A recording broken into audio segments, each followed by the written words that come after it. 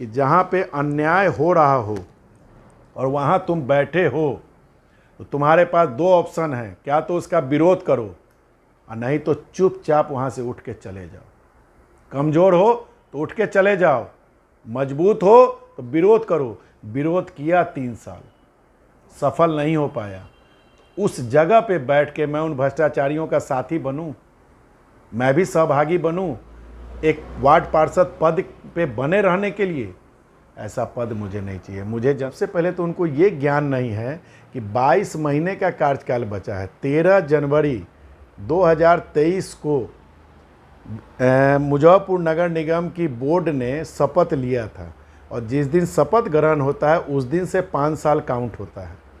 तो 12 मार्च को मैंने दिया बंधु, 22 महीना पहले दिया। 22 महीने का कार्यकाल, एक इतिहास तो हिंदुस्तान में बता दे हमको कोई।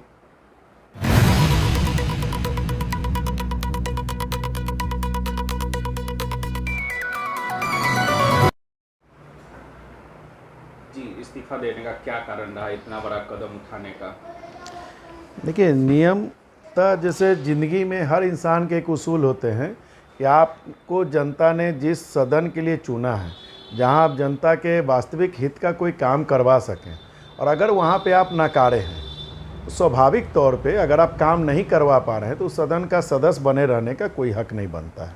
मसलन आपको उदाहरण के तौर पे मैं बता दूं, मानव बल एजेंसी को स्टैंडिंग के द्वारा सेवा विस्तार दिया जाना 2023 में, जबकि महालेखाकार की रिपोर्ट के आधार पे उनको दागी एजेंसी कहा गया। बिहार सरकार का वित्तीय नियम बदल जाता है, उसके बावजूद भी महापौर और उनकी स्टैंडिंग 6 महीने का सेवा विस्तार देती है। अब कहते हैं कि वो दागी एजेंसी है। भाई 2023 में जब हम कह रहे थे दागी एजेंसी है तो नहीं समझ में आ रहा था? कौन सा हित था उस समय आपका जो आपने सेवा विस्तार दिया? 53 दिन बचा हुआ था तब आपने सेवा विस्तार दिया। पहली चीज़, ट्रेड लाइसेंस, धारा 423 कहती है कि कोई भी विनियम स्थानीय नगर निकाय को अधिकार ही नहीं है लागू करने का। बिहार सरकार की, राज्य सरकार की कैबिनेट अनुमोदित करेगी, गवर्नर का साइन शासकीय गजट होगा, तब जाके आप विनियम लागू कर सकते हैं। आपने मुजफ्फरपुर के व्यवसायियों से करोड़ों रुपए पेनल्टी के रूप में ले लिया। कौन इसका जवाब दे है? आज तक आप जवाब नहीं दे पा रहे हैं कि सही ढंग से लागू हुए या गलत ढंग से। 50 रुपया श्रमिकों का, स्वच्छता दूतों का इसी बोर्ड ने 2024 में 20 जनवरी को पारित किया। सिवान नगर परिषद 634 रुपया दे रहा है, हम 519 रुपया दे रहे हैं। महापौर ने कहा कि नहीं 50 रुपया बढ़ाया जाए। 1.25 साल हो गया, आज तक बढ़ा क्या? लैपटॉप घोटाला मैंने उठाया था कि 48,000 का लैपटॉप 64,000 में खरीदा गया, आज तक उसकी कोई रिपोर्ट सार्वजनिक नहीं हुई। 8500 रुपया का साइन बोर्ड, 40,000 का भुगतान होता है, कोई रिपोर्ट सार्वजनिक नहीं। मृत पार्षद का निधन होने पर ऐसे नगर आयुक्त हैं जो शोक सभा का सूचना देने पर आयोजन नहीं कराते हैं, कहते हैं मोबाइल हम नहीं देखते। भाई, उस सदन का सदस्य बने रहने का मुझे क्या हक बनता है, ये आप बता दीजिए। इन परिस्थितियों में मैंने अपने आप को तौला अपनी अंतरात्मा में, मुझे लगा कि मैं एक नाकाम सदस्य हूँ। लेकिन एक चीज़ देखा जाए कि जो जनता आपको चुना है उसके साथ धोखा हुआ। क्यों? जनता ने मुझे चुना क्यों था? काम कराने के लिए ना, कि शहर को लुटवाने के लिए? सबसे ज़्यादा व्यवसायी मेरे वार्ड में रहते हैं, सबसे ज़्यादा ट्रेड लाइसेंस पूरे नगर निगम के 49 वार्ड में अगर एवरेज निकालिएगा तो सबसे ज़्यादा वार्ड 20 में है। तो मैं अपने वार्ड 20 की जनता को जो मुझे आशीर्वाद दिया मैं उसको लुटवाता चलूँ? क्या यही कहना चाह रहे हैं आप? विपक्ष के जो लोग हैं, जो आपके विरोधी लोग हैं, वो कह रहे हैं कि मेयर का चुनाव लड़ना है, इसलिए अभी 1 साल बचा हुआ है, दे दिए कि मेयर का तैयारी करेंगे। जो लोग कह रहे हैं, सबसे पहले तो उनको ये ज्ञान नहीं है कि 22 महीने का कार्यकाल बचा है। 13 जनवरी 2023 को मुजफ्फरपुर नगर निगम की बोर्ड ने शपथ लिया था और जिस दिन शपथ ग्रहण होता है उस दिन से 5 साल काउंट होता है। तो 12 मार्च को मैंने दिया बंधु, 22 महीना पहले दिया। 22 महीने का कार्यकाल, एक इतिहास तो हिंदुस्तान में बता दे हमको कोई, एक इतिहास। मैं 22 महीना रह के क्या तो मैं उस सदन का सदस्य बना रहता जहां मुजफ्फरपुर की जनता को लूटने का काम किया जा रहा है, जहां भ्रष्टाचार की आकांक्षा पर भ्रष्टाचार जा चुका है। और अगर मैंने उसकी ओर ध्यान आकर्षित किया, जो व्यक्ति कह रहे हैं उनके भी चहेते वार्ड पार्षद लोग होंगे, जरा इस्तीफा दिलवा दें लोगों से। जो बात आप कह रहे हैं ट्रेड लाइसेंस का, तो क्या नगर निगम के पास इतना पावर है कि वो लागू कर सके बिना सरकार के अनुमोदित के? देखिए ना, मैंने बताया धारा 423, देखिए ये क्या कहती है, इसको ज़रा थोड़ा 423 को आप जो है एकदम ये कर लीजिए। धारा 423 कहती है कि विनियम कोई भी राज्य सरकार के अनुमोदन के अधीन होगा। इस अधिनियम के अधीन नगर पालिका द्वारा बनाया गया कोई भी विनियम तब तक प्रभावी नहीं होगा जब तक कि राज्य सरकार, मतलब कैबिनेट, नॉट नगर विकास मंत्रालय विभाग, राज्य सरकार द्वारा अनुमोदित न कर दिया गया हो तथा वह शासकीय गजट में प्रकाशित हो, मतलब महामहिम का हस्ताक्षर हो गया हो, तब वो कानून बनेगा, तब लागू होगा। तो कैसे लागू होगा? मैं वही मतलब सरकार से भी ऊपर है मुजफ्फरपुर नगर निगम? नहीं, मैं उसमें बता रहा हूँ। एक्चुअल में मुजफ्फरपुर नगर निगम के महापौर और उनकी स्टैंडिंग राज्य सरकार से ऊपर की तो बातें छोड़ दीजिए, गवर्नर से भी ऊपर है भाई। तब ना लागू कर दिया। और ये तो ऑडिट के रिपोर्ट से आप जाके नगर निगम के ट्रेड लाइसेंस विभाग में पता कर लीजिए कि 2023-24, 24-25 में पेनल्टी की रकम कितनी वसूली गई। इसके लिए मुझे अनशन पे बैठना पड़ा था, याद होगा आपको। तो ये वैसी सरकार है जो नीतीश बाबू के राज्य सरकार के मंत्री परिषद को नहीं मानती है, जो महामहिम राज्यपाल को नहीं मानती है, इस कानून को नहीं मानती है जिस किताब के सहारे मुजफ्फरपुर नगर निगम को चलना है। तो आपके कहने का मतलब जो ट्रेड लाइसेंस जो वसूला जा रहा है, उस पर जुर्माना जो वसूला जा रहा है, ये सब अवैध है? अवैध नहीं है, नाजायज है। नाजायज है? हाँ, अवैध से बड़ा शब्द है, घटिया शब्द है, नाजायज। तो ये तो जनता के साथ धोखा हो रहा है। धोखा हो चुका, करोड़ों रुपया ये लोग वसूल चुके। जो अनशन पे हम बैठे थे उसमें भी लोग गेम क्या खेला कि हम अनशन पे बैठे तो हम लिखित चिट्ठी दिए थे कि आप बताइए कि जायज़ तरीके से ही लागू हुआ कि नाजायज़ तरीके से, इसको तुरंत वापस कीजिए। आनन फानन में एक स्टैंडिंग का बैठक करके ये लोग एगो रास्ता क्या निकाला कि मुजफ्फरपुर के स्टैंडिंग ने यह निर्णय लिया है कि जब तक विभाग से कोई दिशा निर्देश नहीं आवेगा तब तक विलम्ब शुल्क को रोक दिया जाए। पहले तो ट्रेड लाइसेंस वसूला चुका है। वही तो हम बोल रहे हैं। हर साल मैं तो कह रहा हूं आपको, और ओपन चैलेंज के साथ कि 23-24, 24-25, 25-26 हर बोर्ड की बैठक में मैंने ट्रेड लाइसेंस के विलम्ब शुल्क का मुद्दा उठाया है। प्रोसीडिंग तो कोई फाड़ के नहीं फेंक देगा, वो तो कंप्यूटर पे सेव है, आप देख लीजिए जाके। ये कानून आपको मैंने दिखा दिया, इसको देख लीजिए। आपको मैं तो आपके माध्यम से एक छोटा सा प्रश्न खाली करना चाहता हूँ कि आप आदरणीय महापौर महोदया के पास जाइएगा, खाली एक प्रश्न पूछिएगा कि क्या व्यापार अनुज्ञप्ति अधिनियम विनियम संशोधन 2023 8/11/5/2023 को लागू किया गया था, क्या वह जायज़ है या नाजायज़ है? खाली इस प्रश्न का जवाब अगर वो कह दें कि जायज़ है, मैं आजीवन राजनीतिक जीवन से संन्यास ले लूँगा।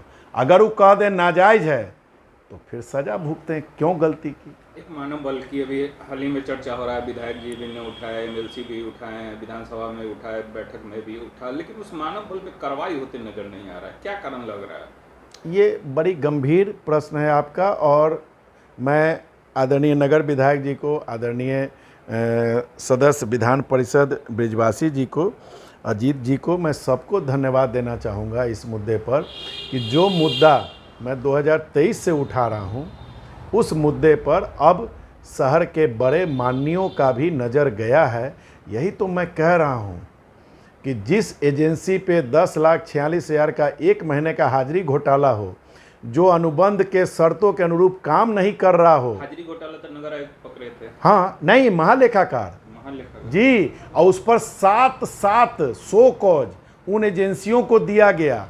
उसके बाद यही स्टैंडिंग, यही महापौर महोदया 6 महीने का विस्तार देती है। कब? 8/8/2023 को, जबकि 30 सितंबर को उनका कार्यकाल पूरा हो रहा है एजेंसी का, मतलब 53 दिन बचा है। क्या मुजफ्फरपुर नगर निगम प्रशासन 53 दिन में एक एजेंसी का निविदा नहीं करा सकता था? तो कहीं ना कहीं बहुत बड़े घोटाले का, और यह मैं एक बात बता दूं, वित्तीय मामले में दखल अंदाजी है महापौर और उनके स्टैंडिंग के द्वारा। अगर नगर विकास मंत्रालय इसकी उच्च स्तरीय जांच करा ले तो महापौर और महापौर की स्टैंडिंग इस मामले में जवाब नहीं दे पाएगी, शायद उनके ऊपर कठोर से कठोर कार्रवाई हो जाएगी। इसमें नगर आयुक्त का क्या रोल होता है? आईएएस होते हैं, उसके बाद भी इस तरह का काम हुआ? इधर जो भी नगर आयुक्त आ रहे हैं वो एक विवेक रंजन मैत्रेय और मनीष कुमार मीना सर को आप छोड़ दीजिए, तो उसके बाद जो भी नगर आयुक्त आए हैं उन नगर आयुक्तों में थोड़ा बहुत विक्रम बिरकर जी को भी छोड़ दीजिए, लेकिन नवीन कुमार जो आए थे उन्होंने पूरे नगर निगम को बर्बाद करके चल दिए। एक्चुअल में इस पे मुझे टिप्पणी इस रूप में करनी चाहिए कि सरकार को हर एक पदाधिकारी का ज्वाइनिंग के समय और हर 3-3 साल 5-5 साल पे उनके पर्सनल लेखा जोखा को ज़रा देखना चाहिए, क्योंकि जिस प्रकार की यह त्रुटियां हैं इसमें स्टैंडिंग जितना दोषी है, महापौर जितने दोषी हैं, उतना ही दोषी नगर आयुक्त नवीन कुमार भी है।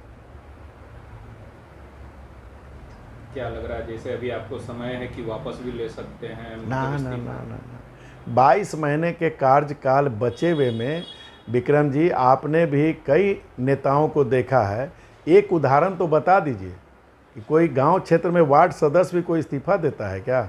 वही तो, कितना खर्च होता है, मेहनत करते हैं। 2 महीना पहले भी, महीना भर पहले भी इस्तीफा नहीं देता है, आचार संहिता लगने के 2 दिन पहले भी इस्तीफा नहीं देता है। संजय केजरीवाल ने एक आईना दिखाया है बिहार सरकार को, मुजफ्फरपुर नगर निगम सरकार को, कि कम से कम इतनी तो ईमानदारी, इतनी तो गैरत, इतना तो जमीर अगर जिंदा है तो इसकी जांच करा ले। मैं दोषी हूं तो मुझे सरियागंज टावर पर खड़े होकर 100 जूता मारो, और नहीं तो इन दोषियों को कठोर से कठोर सजा मिलनी चाहिए। स्टैंडिंग का बात कर रहे हैं, स्टैंडिंग में तो कई जो वार्ड पार्षद है वो अपने आप को कहते हैं कि हम इस सब में नहीं रहते हैं, कि सब लेन देन में नहीं रहते। अच्छा, ये कोई चीज़ बताइए, इतना बड़ा घोटाला कैसे हो गया जब स्टैंडिंग में ऐसे कई पार्षद कहते हैं कि हम तो दूध के दूल्हे हैं? हाँ, जैसे सही बात है। मेरा कहना है कि जैसे एक शब्द मैंने आपको पढ़ाया था, हर मतलब प्रोसीडिंग में ये होता है कि सर्वसम्मति से पास किया गया। तो सर्वसम्मति का मतलब हो गया जो 7 मेंबर हैं और उप महापौर और महापौर 9 मेंबर हैं, 9 की सहमति थी। आप कहिएगा, मान लो कि कहीं पे विक्रम जी किसी की हत्या हो रही है और आप वहाँ खड़े होकर देख रहे हैं, और जब पुलिस आवे और पकड़े, कहे कि आप क्या कर रहे थे, तो आप कहिएगा हत्या होते हुए हम देख रहे थे, और कहिएगा कि हम बेकसूर हैं। ये व्यक्ति जो कह रहा है कि मुझे कोई मतलब नहीं है, वैसे लोग हैं जो गुनाह में शामिल होते हैं, और जब लग रहा है कि अब गर्दन फंस चुकी है, संजय केजरीवाल इस्तीफा दे दिया, बवंडर मचा हुआ है, तो कह रहे हैं हम नहीं है, हम नहीं है। अरे भैया, तू नहीं हो तो स्टैंडिंग से इस्तीफा क्या नहीं दे दिए थे?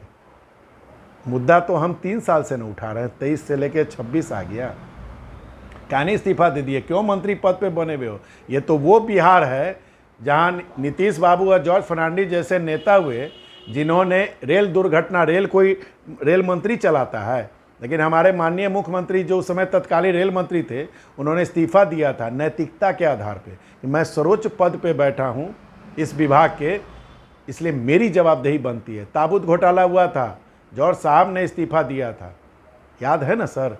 ये वो बिहार है। इसका मतलब सभी मिले जुले, जितना नगर पदाधिकारी भी है। नगर आयुक्त नवीन कुमार 100% दोषी पदाधिकारी है। मैं तो उच्च स्तरीय जांच की मांग कर रहा हूं। मैं तो अभी के रीजन में भी विधायक ने मानव बल का बात उठाया, लेकिन अभी तक भी कोई कार्रवाई। मैं आपके माध्यम से हमारे निगम बोर्ड के जो, मैं तो अब सदस्य नहीं हूं, निगम बोर्ड के जो सदस्य हैं, मतलब विशेष सदस्य हैं, आदरणीय श्री रंजन कुमार जी, माननीय विधायक मुजफ्फरपुर 94, आदरणीय श्री अजीत कुमार जी, माननीय विधायक कांटी, आदरणीय श्री दिनेश प्रसाद सिंह जी, विधान परिषद सदस्य, आदरणीय बंशीधर बिजवासी जी, विधान परिषद सदस्य, आदरणीय कारी सुहैब साहब, माननीय विधान परिषद सदस्य, और हमारे माननीय सांसद सह केंद्रीय राज्य मंत्री डॉक्टर राजभूषण चौधरी निषाद। मैं इन 6 वरिष्ठ सदस्यों से अनुरोध करूंगा मुजफ्फरपुर निगम के इस भ्रष्टाचार की पराकाष्ठा को अब तो ख़त्म करवा दीजिए। एक संजय केजरीवाल का बलि चढ़ गया, कोई दिक्कत नहीं है, कम से कम अब तो न्याय दिलवा दीजिए मुजफ्फरपुर की जनता नहीं को। तो आप वहाँ रहकर भी तो आवाज़ उठा सकते थे। अच्छा भैया, 3 साल से आवाज़ें तो उठा रहे थे। मुजफ्फरपुर रोड का वर्गीकरण निगम का कब हुआ था मालूम है? 2010 में। झूरन छपरा रोड नंबर 1, 2, 3, 4, 5, धोबिया गली मतलब वार्ड 20 में, सूतापट्टी का एजेंट गली, साकेत गली, शीतला गली, डोमा पोखर गली, इस्लामपुर से तिलक मैदान को जोड़ने वाला विजया बैंक के सामने वाला गली, पंकज मार्केट खुद नगर पूर्व नगर विधायक का गली। क्या ये प्रधान मुख्य सड़क है? प्रधान मुख्य सड़क का कानून क्या कहता है? 40 फीट से जो ऊपर की रोड होगी वो प्रधान मुख्य सड़क होगी। और मुजफ्फरपुर नगर निगम 2010 में इन सभी रोडों को प्रधान मुख्य सड़क में डाल के 58 रुपया प्रति वर्ग फीट के दर से होल्डिंग टैक्स ले रहा है। मैं कह रहा हूं पिछले 8 सालों से कि वर्गीकरण पुनः कीजिए। नगर निगम का कानून कहता है, इसको भी जरा दिखला दीजिए। ये धृति का वर्गीकरण में ये लास्ट पैराग्राफ ये कहता है कि हर 5 साल पे वर्गीकरण का अद्यतन मूल्यांकन जरूरी है। तदनोपरांत प्रधान मुख्य सड़क, मुख्य सड़क और अन्य गली का सूची बना के नगर विकास विभाग को भेज के तदनोपरांत उसको लागू किया जाए। मैं बोलते बोलते थक गया। मैं मेयर हूँ कि मैं आदेश दूंगा? मैं सदस्य के नाते आवाज़ उठाते उठाते जब विक्रमजीत थक गया, मुझे लगा कि मेरी आवाज़ सुनने वाले ये भ्रष्टाचारी लोग नहीं मानेंगे मेरी बात को। मेरे पास एक ही उपाय बचता था, चूँकि मेरे गुरु महाराज एक बात कहते थे कि जहाँ पे अन्याय हो रहा हो और वहाँ तुम बैठे हो तो तुम्हारे पास 2 ऑप्शन हैं, क्या तो उसका विरोध करो और नहीं तो चुपचाप वहाँ से उठ के चले जाओ। कमज़ोर हो तो उठ के चले जाओ, मजबूत हो तो विरोध करो। विरोध किया 3 साल, सफल नहीं हो पाया। उस जगह पे बैठ के मैं उन भ्रष्टाचारियों का साथी बनूं, मैं भी सहभागी बनूं एक वार्ड पार्षद पद पे बने रहने के लिए? ऐसा पद मुझे नहीं चाहिए। मुझे जनता ने जो आशीर्वाद दिया था वो आशीर्वाद इस रूप में दिया था कि मैं उनकी आवाज़ सदन में बन के गूंजूंगा। मैं असफल रहा। मैं क्षमा प्रार्थी हूँ वार्ड 20 की जनता से, मुझे माफ़ कर दीजिएगा। अब आगे क्या रहे? कुछ नहीं, आगे जो मैंने लड़ा, मैंने तो इस्तीफ़ा दे दिया। मैं तो आपके माध्यम से सभी सम्मानित बड़े विधायकगण, सांसदगण से अनुरोध किया हूं कि इस पे आप देखिए, गौर कीजिए। माननीय बंशीधर बिजवासी जी ने तो नगर आयुक्त को बहुत बड़े सुंदर ढंग से पत्र भी लिखा है कि क्या एक वार्ड पार्षद को नगर निगम के भ्रष्टाचार के भेंट चढ़ के इस्तीफ़ा देना पड़ेगा? शर्मनाक बात है। मैं तो सभी बड़े सदस्यों से अनुरोध करूंगा और महापौर से मैं कहूंगा कि अगर आप सच्चे हैं, आपकी स्टैंडिंग सच्ची है, इन बातों का जवाब क्यों नहीं दे देते हैं आप कह दीजिए कि ट्रेड लाइसेंस का कानून सही लागू किया गया है। आप कह दीजिए कि मतलब रोड का वर्गीकरण जो है मैं नहीं करवाऊंगी, मैं कानून को नहीं मानती हूं। आप कह दीजिए कि लैपटॉप घोटाला नहीं हुआ है। आप कह दीजिए कि साइन बोर्ड घोटाला नहीं हुआ है। आप कह दीजिए कि नगर आयुक्त जो है किसी भी पूर्व पार्षद या वर्तमान पार्षद के निधन पे वो कोई शोक सभा का आयोजन नहीं करेगा। आप कह दीजिए कि गरीबों का जो बिल्डिंग टूट के गिर रहा है, जिसमें किसी दिन बड़ा हादसा हो सकता है, उसको बनाने का जिम्मा मेरा नहीं है। आप कह दीजिए कि स्टैंडिंग जो है अगर मानव बल एजेंसी दागी एजेंसी को विस्तार दे दी तो मेरा मौलिक अधिकार है, कह दीजिए।